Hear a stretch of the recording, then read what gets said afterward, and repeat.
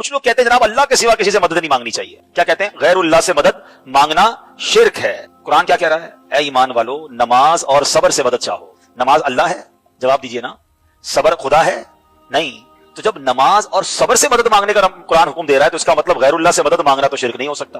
کتنی حیرانی کی بات ہے میرے بھائیوں، یہ لوگ اپنی عقل کا ذرا بھی استعمال نہیں کرتے. اور افسوس کی بات تو یہ ہے کہ منبر رسول پر بیٹھ کر قرآن کی آیتوں کا غلط مطلب بیان کرتے ہیں اور لوگوں کو شرک کی طرف دھکیل دیتے ہیں. حیرت کی بات تو یہ ہے کہ اگر آپ یہ آیت کسی ایسے عام انسان کو بھی پڑھوا دینا تو وہ بھی اس کا وہ مطلب نہیں نکالے گا جو کہ یہ لوگ نکالتے ہیں. لیکن اپنی عوام کے ساتھ یہ لوگ اتنی دو نمبری کرتے ہیں نا کہ آیت کا صرف آدھا حصہ بیان کرتے ہیں اور آگے کا وہ حصہ چھپا دیتے ہیں جس سے مطلب بالکل واضح ہو جاتا ہے. ان اللہ مع الصابرین، کہ بے شک اللہ صبر کرنے والوں کے ساتھ ہے. اللہ نے یہاں یہ کہا بولا ہے کہ اللہ تعالیٰ صبر سے مدد مانگنے والوں کے ساتھ ہے، بلکہ یہی بولا نا کہ اللہ صبر کرنے والوں کے ساتھ ہے. یعنی جب بندہ نماز پڑھے گا اور صبر کرے گا تو اللہ تعالیٰ فرما رہا ہے کہ اللہ تعالیٰ اس کے ساتھ ہو جائے گا. اور نبی صلی اللہ علیہ وسلم نے واضح یہ فرما دیا ہے کہ بندہ اپنے رب کے قریب سب سے زیادہ اس وقت ہوتا ہے جب وہ سجدے کی حالت میں ہوتا ہے. تو جب بندہ سجدے میں سب سے زیادہ قریب اپنے رب کے ہے تو اس وقت پکارنے کا حق کس کو ہے؟ اللہ کو یا کسی بزرگ کو؟ میرے بھائی، اللہ تعالیٰ قرآن کے اندر دو الگ الگ باتیں کیوں کہے گا؟ ایک طرف یہ کہ اما یجیب المضطر اذا دعا، اللہ بتاؤ تو مشکل میں اور پریشانی میں گھرے ہوئے شخص کی پکار کو کون سنتا ہے؟